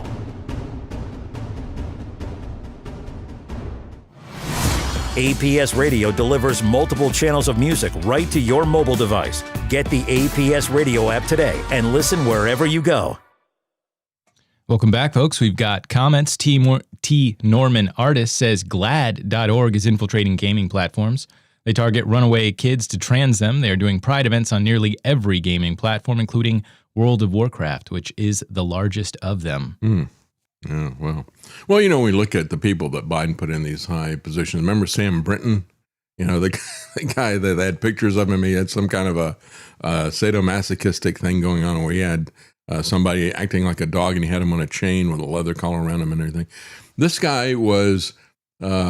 what he did and spent a lot of time doing was he was part of an organization that counseled teens about tranny stuff, right? You can imagine what that was really about. Just like the guy, Richard Levine, who called himself Rachel. He was a child psychologist, and Biden made him the number 2 guy at HHS. That's why I say, you know, this is horrific stuff. It's going to come with the Democrats. But this is the stuff that is best opposed at the state and local level, and we can't oppose it at the state and local level. AP Rumble Seat said there are better ways to take corruption down, in my opinion, than destroying everything, killing millions in the process, and replacing it with slavery via a totally empowered deep state. Yeah, that's right. But that's the way they want to go. Yeah. And we have John 1976 says Trump, the New York Democrat, is doing everything to destroy the Republican Party. This is all done by design. Trump just takes orders and performs the script they give him for the day. Yeah, he is absolutely discrediting the GOP. As I've said before, and I'll say it again, he's going to be more destructive for the GOP than Jimmy Carter was for the Democrats, and rightfully so. But that, I think, is his purpose. I mean, this guy is fully on board with their gun control agenda, with the tax your way to prosperity agenda. That's what the tariffs really were. You know, don't worry, the same rhetoric that we always hear from Democrats. Don't worry about the new tax I put on. It'll be paid by other people. All the same stuff the Democrats did. And of course, he hung out with Democrats. He hung out with Epstein and the Clintons. They were all best friends.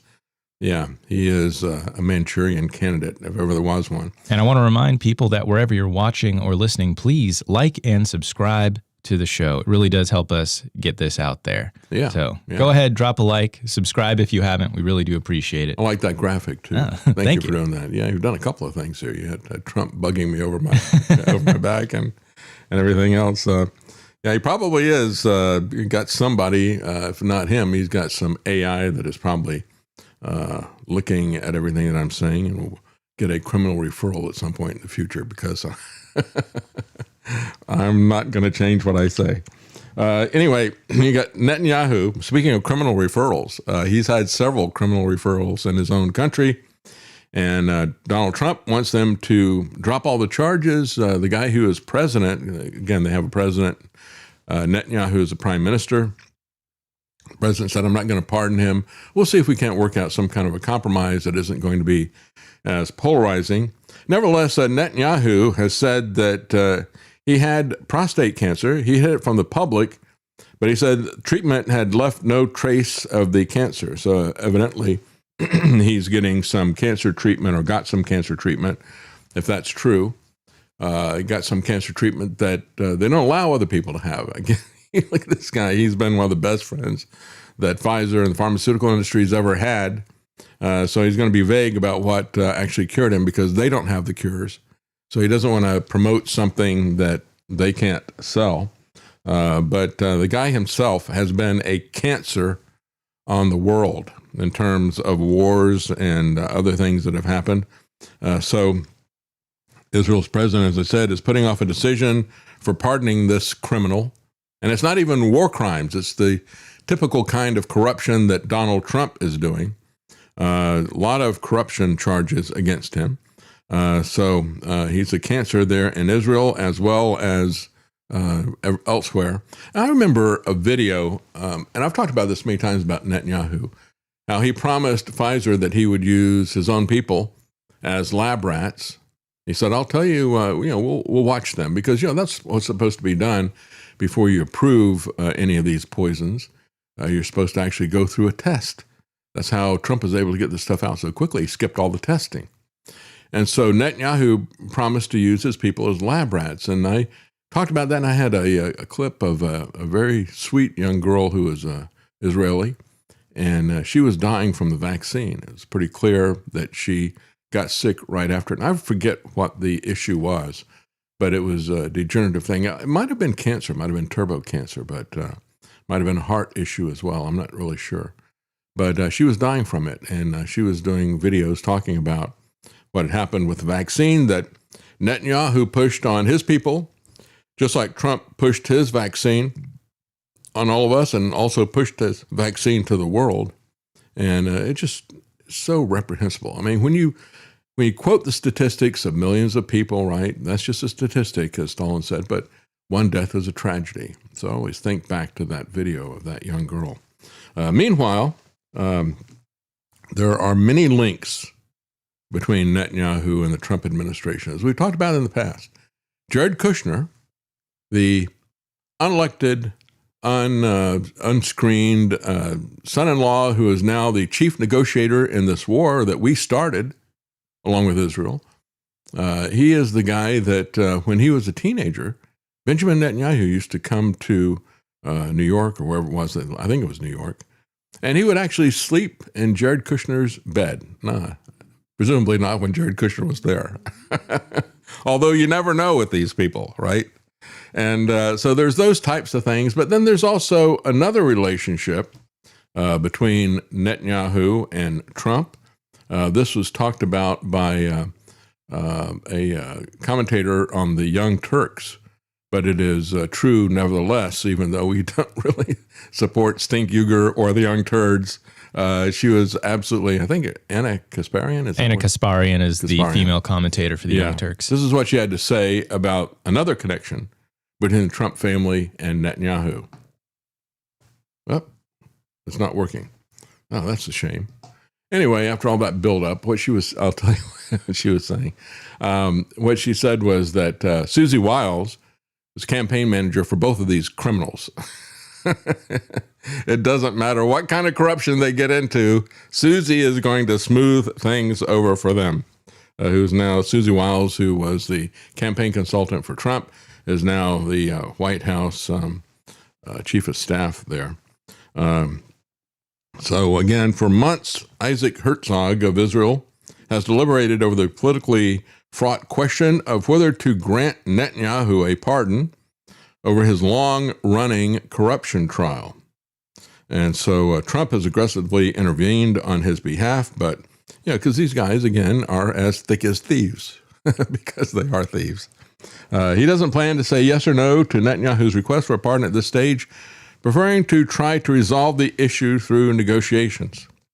Well, that could be tricky because these guys are known for killing negotiators, aren't they? What happens after 72 hours if they don't come to the table? What do you think should happen?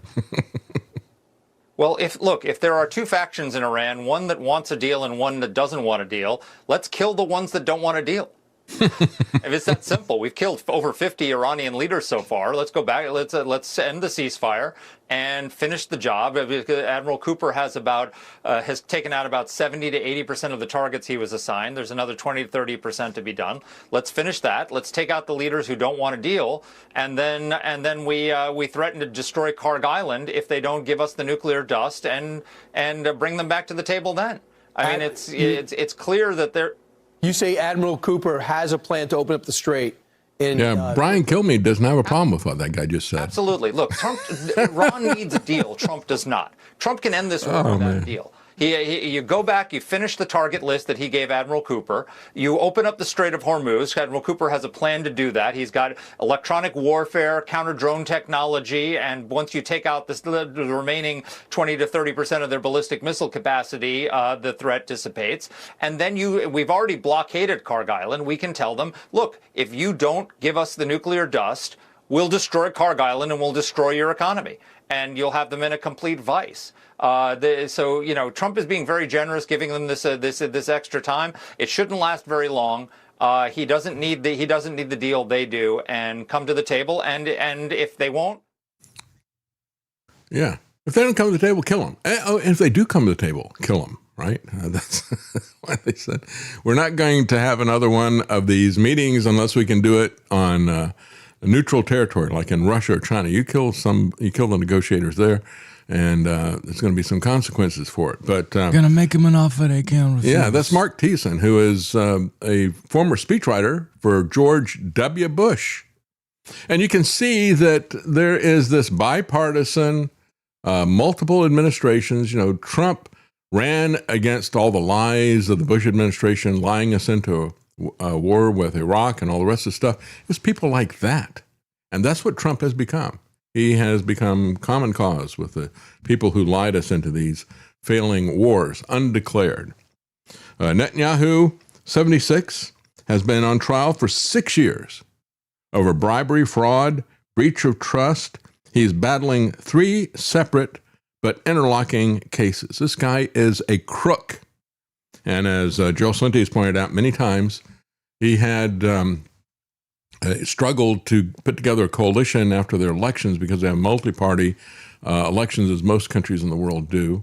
And so typically what happens is you don't have when you got many, many parties, typically nobody gets more than 50%. And so the person who has the party that has the most number of votes will try to put a coalition together to get above the 50%. He had to do that 3 or 4 times because of the obvious corruption that's there. So it was to his advantage to have October the 7th, to have an outside enemy to coalesce support around him. But of course, that hasn't happened for Trump. That's why I said, where's our false flag attack? He didn't even bother to try to create a consensus. That's how arrogant our dictator Trump is. He doesn't even bother to have a false flag attack to drum up support for a war of aggression. He doesn't even try to pretend that we were attacked first. Accusations that Netanyahu arranged favors for tycoons in exchange for gifts. There's another similarity, just like Trump. And that he wanted sympathetic media coverage of himself and his family. These guys are cut from the same cloth. A brother from another mother, so to speak. Meanwhile, in Israel, you've got a guy who was arrested for wearing a kippah. This is the little thing on the back of the head that covers your bald spot. I could use one of those. Anyway, he had one of these things, and he had put an Israeli flag on one side and a Palestinian flag on the other side because he wasn't all that much into the killing for land thing. His name was Alex Sinclair. He said in a post on Facebook that he had been wearing this kippah for 20 years due to, quote, a messy ambivalence of my Jewish Zionist identity. And he said it had never been a problem before. But he said somebody saw it, they called him out, and then they called the police on him. He said the police showed up. They immediately tell me that my kippah is against the law, and they're going to confiscate it. And he said he refused to give up his head covering as it was, quote, meant a lot to him. But he ended up being detained. They took the kippah away from him, and then they refused to give it back. So then he demanded it back. A female officer then returned it to him only after they cut off the area that had the Palestinian flag. So he's got this kippah that looks like a Pac-Man. Waka, waka, waka. As they're gobbling up territory. That's the hatred that is so endemic with so many people there, but not with everybody there. For example, this guy. He said it's hard not to say that this is the kind of thing that fascist regimes do. Again, it is the kind of thing that fascist regimes do. And what you see Israel doing, as I pointed out the other day, go down the list and check off the different things that they're doing. It's exactly like 1930s and 40s Nazi Germany. He said, I'm worried and anxious, frankly devastated, that this is the direction that Israel is moving in. And frankly, I feel the same way about my country as well. It is a shame to see this kind of hero worship and the tyranny that it invites and the disgusting display of ego and tyranny. That's right, tyranny from this traitor, Donald Trump. 86M. Thank you for joining us.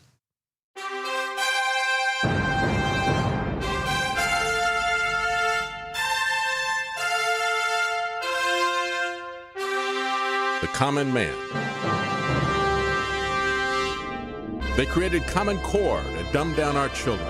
They created Common Pass to track and control us. Their Commons Project to make sure the commoners own nothing. And the communist future. They see the common man as simple, unsophisticated, ordinary. But each of us has worth and dignity, created in the image of God. That is what we have in common. That is what they want to take away. Their most powerful weapons are isolation, deception, intimidation. They desire to know everything about us while they hide everything from us. It's time to turn that around and expose what they want to hide. Please share the information and links you'll find at thedavidknightshow.com. Thank you for listening. Thank you for sharing.